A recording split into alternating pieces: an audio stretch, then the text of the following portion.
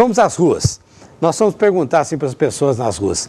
Você acha que o homem e outros animais têm o mesmo antepassado? Vamos ver o que eles dizem. Eu creio que sim. Acho que é possível, sim, né? Por quê? Porque às vezes, por exemplo, o macaco ele tem muita semelhança com o homem, né? Acredito que sim. A Bíblia mesmo diz, né, que nós somos feitos à imagem e semelhança dele. Eu acredito que não. Não. Por que não?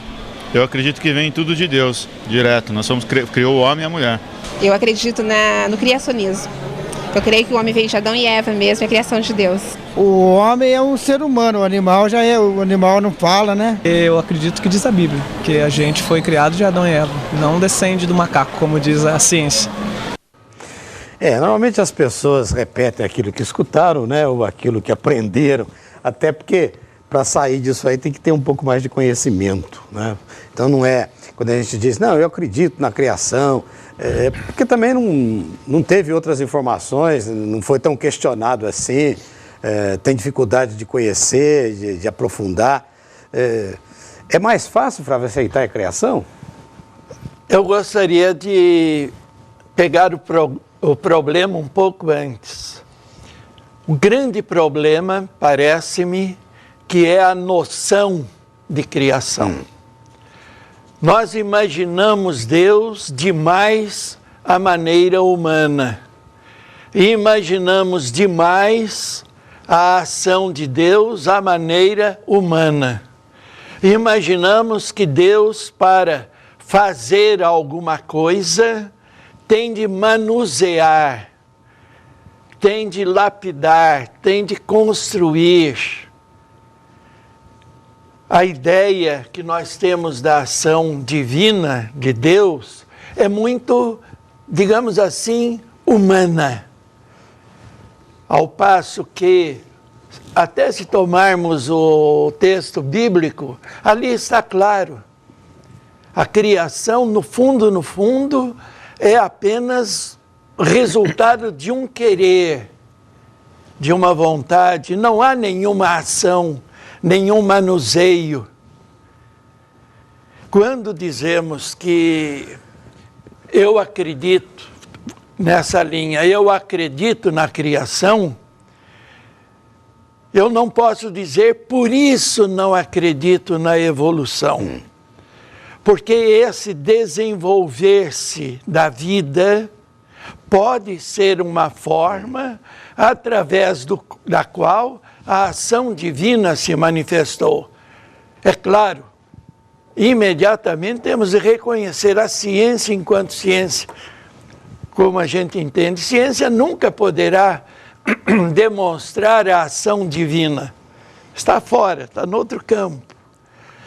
Agora, se a gente para um pouco e pensa, o que é mais grandioso? Imaginar um boneco de barro no qual é soprado o espírito, a vida, como está na linguagem do Gênesis, uma linguagem poética e belíssima, aliás, ou imaginar o ato da criação a partir da ação do verbo, como está no começo do Evangelho de João, que vai organizando o universo até chegar a um ponto focal, até uma realização. Nesse caso, a evolução deixa de ser uma negação e passa a ser mais uma espécie de grande poema revelador do poder divino. Bem, o Flávio então já está voltando uma história que está na nossa pauta para chegar lá no fim, o que é possível fazer comungar de uma coisa com a outra, né? O que pode se juntar, o que não pode.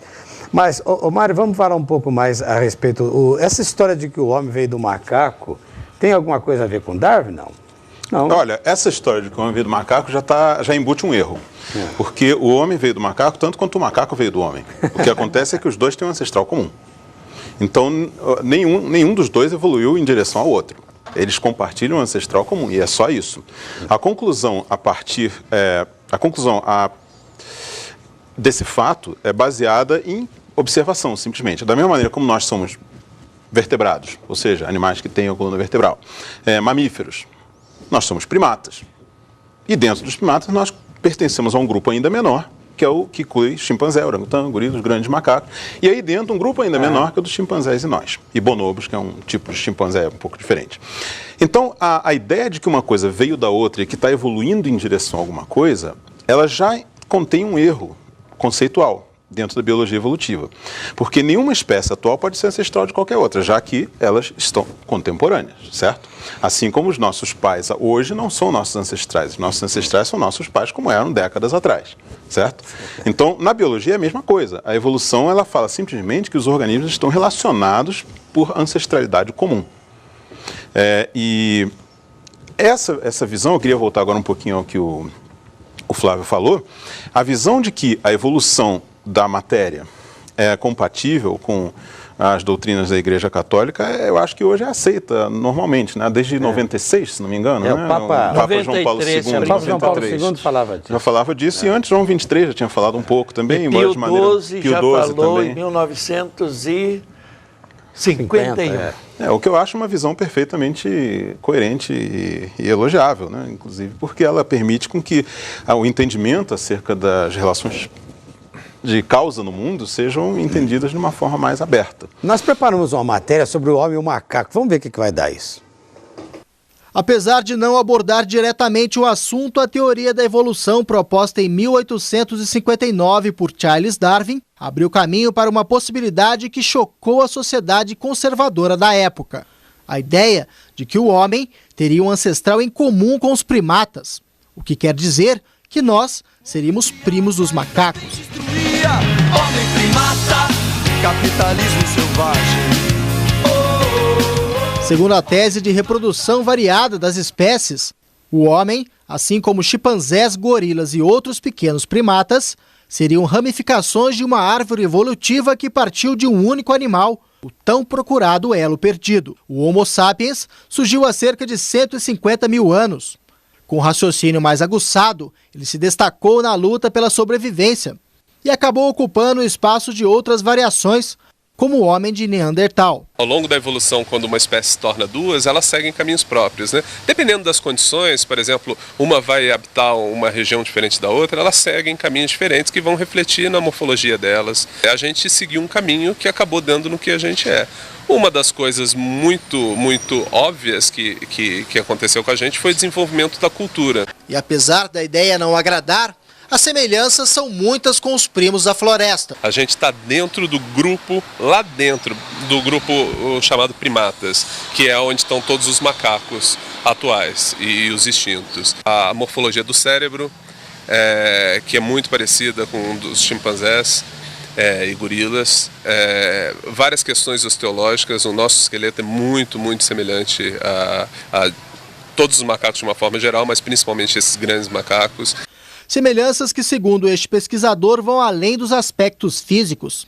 Presidente de uma ONG que abriga grandes primatas vítimas de maus tratos, Pedro Iterian pôde conhecer esses animais de uma forma mais próxima. Você não imagina quão perto eles são de nós, especialmente dos grandes primatas, os chimpanzés. Eles sentem as mesmas emoções nossas, se comportam como nós, eles amam, odeiam, têm temores, têm carinho por pessoas, odiam outras, planejam o futuro, eles são calculistas, oportunistas, interesseiros, todas essas características que o humano tem, eles têm. E a frase estampada em um dos prédios dá o tom da luta. São 200 espécimes, entre eles 47 chimpanzés, recolhidos de circos, zoológicos e contrabandistas, e que aqui podem ter uma vida mais digna. Os chimpanzés não podem ser usados em experiências médicas, não podem ser usados em entretenimento, não podem ser usados em exibições, em zoológicos, porque eles sofrem muito com isso, eles são muito parecidos a nós, eles sofrem estresse. Bem, o que dizer dessa história? Bem, eu acho interessante analisar as semelhanças, não é? Eu diria que a biologia comparada usa termos homologias, analogias, e outras semelhanças realmente que ocorrem nos seres e associa isso com parentesco. É interessante que, se formos analisar os artefatos humanos, o que nós construímos, existem muitas homologias também, analogias. Eu até diria que a embriologia comparada pode ser utilizada no sentido de, hoje o ser humano faz realmente a indústria de um automóvel, por exemplo, numa linha de montagem, você vê realmente o procedimento ocorrer praticamente sem uma interferência humana em algumas situações, né, aparentemente. Né? Então eu vejo o homem imitando muito a natureza. Né? Então, para mim, as homologias, analogias, toda essa semelhança que ocorre na natureza, da mesma forma que ocorre nos artefatos humanos, aponta para uma mente inteligente, para um Criador. Né? E eu diria que, quando se fala em evolucionismo associado com uma linguagem bíblica, eu acho que existem dois problemas que devemos realmente enfrentar. O primeiro deles, a evolução não pode ser dirigida, por definição. Então, não pode existir um mentor por trás do processo evolutivo. Por definição, a evolução tem que ocorrer de maneira casual e aleatória. Então, qual seria o papel desse Deus, então? Esse seria um problema. O segundo problema é o problema bíblico, porque eu creio que na Bíblia não há espaço, na minha visão, para interpretar um Deus que utiliza a sobrevivência do mais apto para realmente desenvolver a sua criação. Então é uma coisa muito estranha. Eu creio que biblicamente, cientificamente, o evolucionismo teísta, ele realmente carece de evidências. A evolução não pode ser programada? Não. Programada não. Ela pode ser mapeada, mas ela não pode ser programada. Justamente porque no cerne da ideia... Mapeada, você está falando? Mapeada. Você pode saber o que aconteceu até certo ponto. Mas ela não pode ser planejada. Isso não entra como não entra no paradigma de ciências de um modo geral. As ciências, eu acho que é interessante a gente clarificar isso também, elas não... A ciência oferece evidências, mas ela não garante certezas. Isso é ciência em geral, não é biologia, não é evolução, não é física, não é todas. As ciências oferecem evidências. E aí uma interpretação que é a melhor possível para aquelas evidências, sem garantia de certeza. O que eu vejo é que algumas versões do criacionismo que são apresentadas como ciência invertem essa lógica. Elas oferecem a certeza, mas sem as evidências. Ou as evidências são anuladas para que elas passem a ser não evidências. Né? Então, é nesse aspecto que ocorre o conflito. O conflito entre a ciência e entre o que as pessoas querem colocar como religião, que, no meu entender, não é. A minha ideia de religião é mais próxima do que o professor Flávio colocou anteriormente, que é uma visão muito mais espiritual do que propriamente material. Eu acho que o mundo do material ele é explicado e deve ser pela ciência, que é assim que a gente consegue entender as coisas. Me chama a atenção, Mário, você dizer uma coisa que as pessoas quase não percebem, a exploração em relação a isso. Tem-se como científico, como ciência, a coisa absoluta. Mas isso é uma visão errada, né? Mas se fala, eu concordo. Ou se explora isso, fala, mas é científico, pronto, você não mexe com isso, quem é científico. Né? Quando é justamente o contrário, né? A ciência justamente ela se notabiliza pela flexibilidade. Se houvesse alguma evidência de que os fenômenos biológicos foram planejados por alguma outra entidade, alguma outra coisa em seus detalhes, isso para mim seria uma das maiores descobertas da história da ciência. Só que eu acho que não é o caso. Eu acho que as evidências não indicam completamente isso. ao campo. Eu acho que escapa completamente ao campo da investigação científica. E eu acho que ao misturar as duas coisas, a gente está criando conflitos que, na verdade, não deveriam existir. Inclusive, a gente pensa na questão da explicação material para fenômenos que são basicamente individuais e espirituais, a gente pode estar, inclusive, fazendo um desserviço no entendimento desses... É fato. Já está na hora da gente fazer intervalo, Flávio. Depois, hein? Não, depois, então... Está na hora da gente dar uma parada aqui. A pergunta que fica é assim agora, como você acha... Aí, essa é a questão que nós precisamos conversar, porque os e-mails estão perguntando isso pra gente. Como surgiu a vida, sabe? Começa a surgir um número de e-mail ali e as pessoas querem saber isso. E a gente está perguntando para você em casa. Como você acha que o ser humano surgiu? É agora que nós vamos entrar na história. Agora que nós iríamos falar, né, uma das hipóteses é o criacionismo.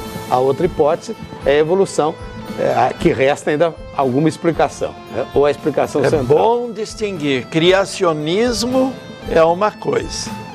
Conceito de criação é outra coisa. Não, tudo bem. Nós vamos passar ponto por ponto, tá certo? Mas o que as pessoas querem saber, mas afinal de contas, como surgiu esse bendito homem? Que é a pergunta, como eu surgi? Vamos ver se a gente consegue responder isso depois do intervalo. A gente já volta.